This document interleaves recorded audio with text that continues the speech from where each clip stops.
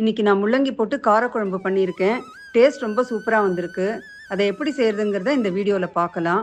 வாங்க வீடியோக்குள்ளே போகலாம். இதுக்கு தேவையான பொருட்கள் என்னங்கிறத டிஸ்கிரிப்ஷனில் கொடுத்துருக்கேன். குழம்பு செய்கிறதுக்கு முதல்ல 3 டேபிள் ஸ்பூன் நல்லெண்ணெய் எடுத்துக்கிறேன். நல்லெண்ணெய் சேர்க்கறதுனால நல்லா டேஸ்ட்டாக இருக்கும், உடம்புக்கும் நல்லது. எண்ணெய் சூடேறினதும் முதல்ல கடுகு சேர்க்குறேன். இதில் கடுகு வெடிக்க ஆரம்பிச்சிருக்கு. இப்போது வெந்தயத்தை இதில் சேர்த்துக்கிறேன். ஸ்டவ் மீடியம் விட குறைச்சி வச்சுட்டு செய்யணும். வெந்தயம் கொஞ்சம் கலர் மாறினப்புறம் பச்சை மிளகாயை அதில் சேர்க்குறேன். கருவேப்பிலையும் அதில் சேர்க்குறேன். கட் பண்ணி வச்சுற வெங்காயத்தையும் அதில் சேர்க்கணும். வெங்காயத்தை கொஞ்சமாக உப்பு சேர்த்து வதக்கிக்கலாம். அப்போ தான் வெங்காயம் சீக்கிரமாக வதங்கும். வெங்காயம் பொன்னிறமாக ஆற வரைக்கும் வதக்கிக்கலாம். வெங்காயம் பொன்னிறமாக வதங்கிடுத்து.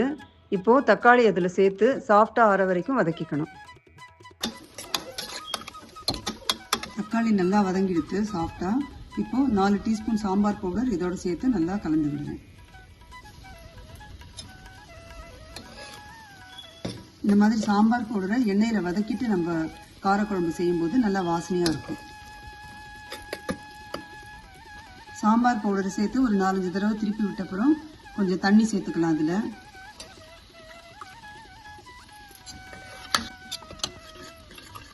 தண்ணி சேர்த்தப்புறம் கொதிக்க ஆரம்பிச்சிருக்கு. இப்போ முள்ளங்கியை இதில் சேர்த்து வேக வச்சுக்கலாம்.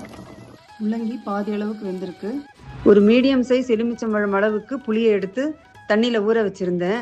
அது 10 நிமிஷம் ஊறினப்புறம் அதுலேருந்து புளி தண்ணி எடுத்து வச்சுருக்கேன். இப்போது கரைச்சி வச்சுருக்கிற புளி தண்ணியை இதில் சேர்த்து கொதிக்க விடலாம். இது 7-8 நிமிஷம் நல்லா கொதிக்கணும். உப்பு ஒரு 1.5 டீஸ்பூன் அளவுக்கு சேர்க்குறேன். இப்போ இதில் ஒரே ஒரு கரண்டி துவரம்பருப்பு வேக வச்சுருக்கேன். அதை இதோட சேர்க்குறேன். இது ஆப்ஷனல் தான். நார்மலாக புளிக்குழம்புக்கு பருப்பு அவசியம் இல்லை. பருப்பு சேர்த்தப்புறம் ஒரு கொதி வந்தாச்சு. இப்போது 1 டீஸ்பூன் அரிசி மாவை கொஞ்சம் தண்ணியில் கலந்து இதோட சேர்க்குறேன். அப்போ தான் குழம்பு கொஞ்சம் கெட்டியாகும். இப்போ பெருங்காயத்தூள் ஒரு 1/4 டீஸ்பூன் சேர்க்குறேன். இந்த குழம்புக்கு ஒரு 1/2 டீஸ்பூன் வெல்லம் சேர்க்கறதுனால நல்லா டேஸ்ட்டாக இருக்கும். வெல்லம் சேர்த்தப்புறம் நல்லா கலந்து விட்டுட்டு கொஞ்சம் டேஸ்ட் பார்க்கணும். இப்போது ஒருவேளை புளிப்பு அதிகமாக இருந்ததுன்னா கொஞ்சம் உப்பு சேர்க்கலாம். கொஞ்சம் தண்ணியை சேர்த்து நல்லா கலந்து விடலாம். அப்போது அட்ஜஸ்ட் ஆகிடும். வெல்லம் சேர்த்தப்புறம் நல்லா கொதிக்க ஆரம்பிச்சிருக்கு. இப்போது கொத்தமல்லி தழையை தூவிட்டு ஸ்டவ் ஆஃப் பண்ணிடலாம். சுவையான முள்ளங்கி காரக்குழம்பு ரெடி ஆகிடுது. இப்போ உங்களுக்கு இந்த வீடியோ பிடிச்சிருந்ததுன்னா லைக் பண்ணுங்கள், எல்லாருக்கும் ஷேர் பண்ணுங்கள், உங்கள் கமெண்ட்ஸ் அனுப்புங்க. சேனலை சப்ஸ்கிரைப் பண்ணாதவங்க சப்ஸ்கிரைப் பண்ணுங்கள். தேங்க்ஸ் ஃபார் வாட்சிங்.